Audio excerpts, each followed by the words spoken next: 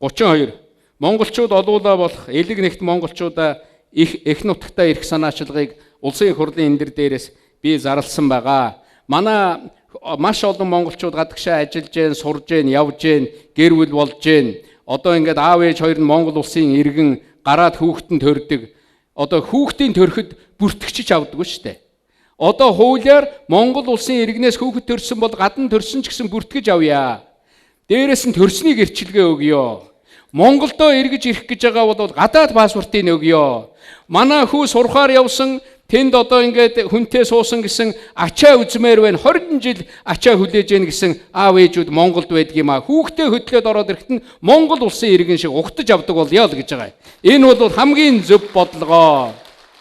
Энэнийг зарим нэг буруу бодолтой мушгих гэсэн улсууд бол мушгидгийг. Энд бол заавал мушгаад байх шаардлагагүй. Дээр нь Монгол өөрийгөө Монгол гэдэг Монгол хэлтэй соёлтой Монголын төлөө нулимс унгаад Монголын төлөө цацал өргөө сууж идэг улсууд байдаг юм. Бид нар тэр бүх хүнийг авчирна гэж ерөөсөө ярихгүй. Тийм бодлого Монголд байхгүй. Энийг хатуу хэлье. Хэрвээ Монголд орж ирээд хөнгөлтөө байдлаар Монголд нэвтэрдэг, тэр хөхүүнэмлэхийн тэрээр нэвтэрдэг, Монголд одоо тэр сурсан мэдсэн зүйлээ Монголын төлөө зориулээд явдаг энэ боломжийг маш хязгаартаагаар хатуу хяналттайгаар 10 хүн 20 хүн гэдгээр нээж өгч болно. Ажаа гэгэн гэдэг нэг сайхан монгол хүн байдаг л да. Бүр Улаанбаатарт эмнэлэг байгуулад ингээд явж байгаа. Яг тэрэн шиг хүндэл жишээлбэл 1-2 орн өгч болно гэж бодож байгаа юм л да. Түүнээс биш энэнийг цаашаага дэлгэрүүлэх юм бодлого байхгүй. Монголчууд олуула болох ёстой. Монголын төлөө гэж байгаа тэр зүрх сэтгэлтэй, монгол хэлтэй, уламжлалтай, соёлтой хүмүүстэйгээ бид нар